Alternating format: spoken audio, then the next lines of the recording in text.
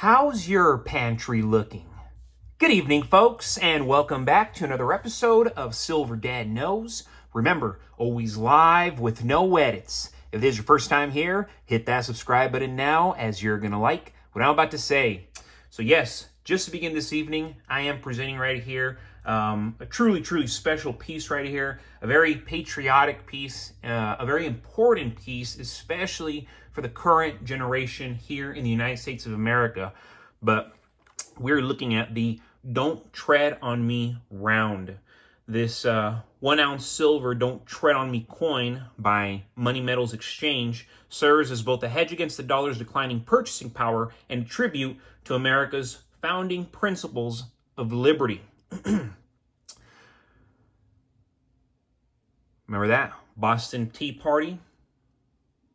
What I really like about these rounds is they aim to counter efforts by political elites to tarnish these symbols and instead renew their importance for future and current generations. For those who didn't know, the rattlesnake first became a national symbol in 1754, popularized by Benjamin Franklin during the French and Indian War. By 1774, it symbolized the fight for freedom, appearing in Paul Revere's newspaper as a snake battling a British imperial dragon. And then, in 1775, Colonel Christopher Gadsden designed an iconic flag featuring a coiled rattlesnake with 13 rattles representing the colonies and the motto, "Don't Tread on Me," cementing its place as a symbol of resistance and unity. You know, the ultimate symbol of resistance here in the United States of America. But yes, don't tread on me. Don't step on my civil liberties. Don't come after my private property.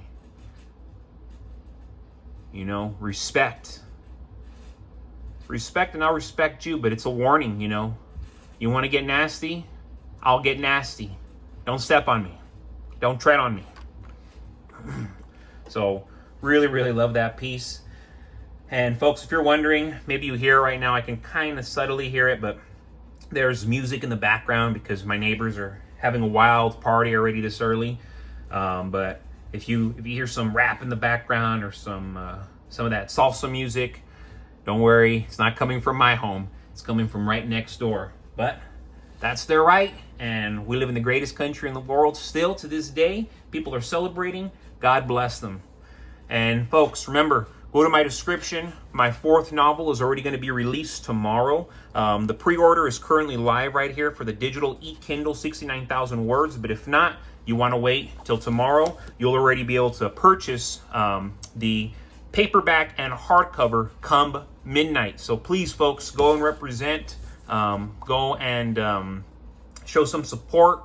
I've been writing for the last 15, 16 years. Truly a passion of mine. It is my 4th novel, and I would say probably my most important novel to date, as it is about who many would argue is to be the Antichrist. You know, the youngest president in American history, born in 1994.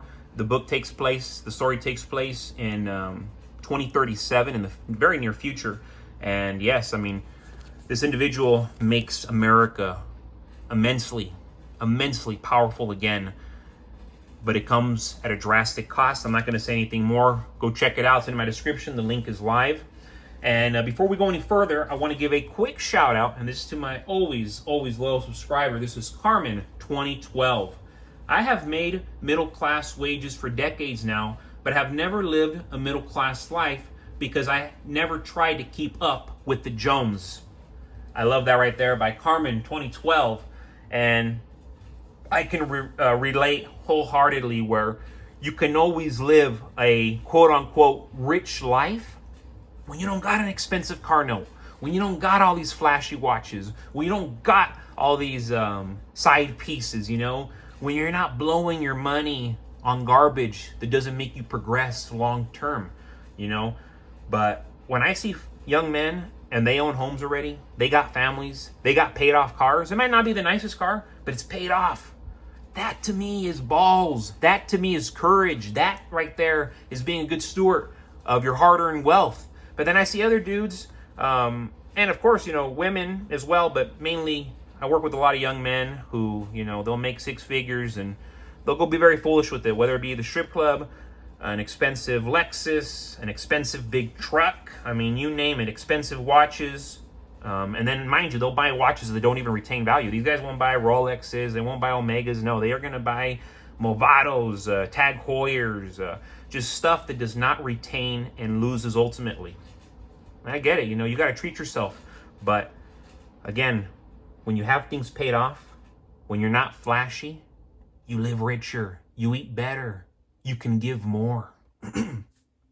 That's why Dave Ramsey says, go to somebody's home and see what they have parked in front of their driveway. See their house and see what they have parked in front of the driveway, and you will see where their priorities are at.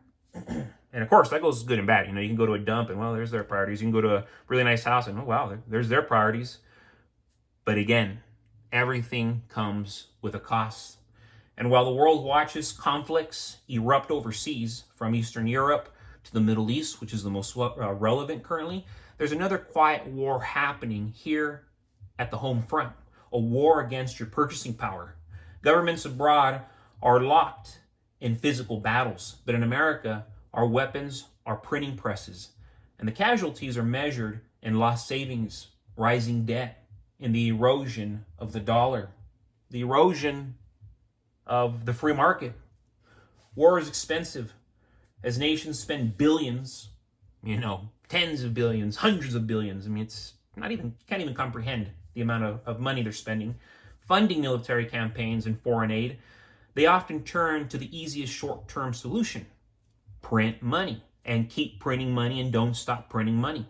The U.S. has ramped up spending not only on domestic programs, but also to support allies involved in these overseas conflicts. When the government doesn't have the tax revenue to cover it all, they borrow. And the Federal Reserve monetizes that debt by increasing the money supply. It's not only unsustainable, it's inflationary by design. It's designed to screw us. It's designed to kick us all where the sun don't shine. Ultimately, the problem is that inflation doesn't show up all at once. It creeps up quietly, as it has been, very disturbingly since the year 2000. And now, here 25 years later, it's not quiet anymore, But it creeped up quietly. Higher grocery bills, surging rents, shrinking paychecks in real terms. It punishes savers and rewards debtors. Interesting, right? While people debate politics and foreign policy, few realize that their wealth is being siphoned through currency debasement. The dollar may still buy things, but every year it buys less. Meanwhile, the government keeps promising more aid, more welfare, more stimulus, paid for with digits created out of thin air. But we don't live in La La Land. That's not how it works. It sounds like massive consequences if you're telling me that's what they're doing. And what are we seeing? Massive, horrible consequences. And the people at the bottom, the 70% of Americans who don't make that much, who don't really purchase properties, who don't have much silver, who don't have any gold, who can't afford crypto, who can't afford these flashy cars. Again, the majority of Americans. That's what we're seeing now, folks. It is truly the death of capitalism, the death of America. In contrast, silver doesn't get printed. It doesn't rely on central banks or political promises. It has been real money for thousands of years and still holds its value regardless of which empire rises or falls. While fiat currencies collapse throughout history, silver survives because it is tangible, scarce, and trusted. Stacking silver is a quiet act of rebellion. It's preparation, not panic. When you hold ounces of silver, you're insulating yourself from the consequences of reckless monetary policy, which is, at this point, all around us.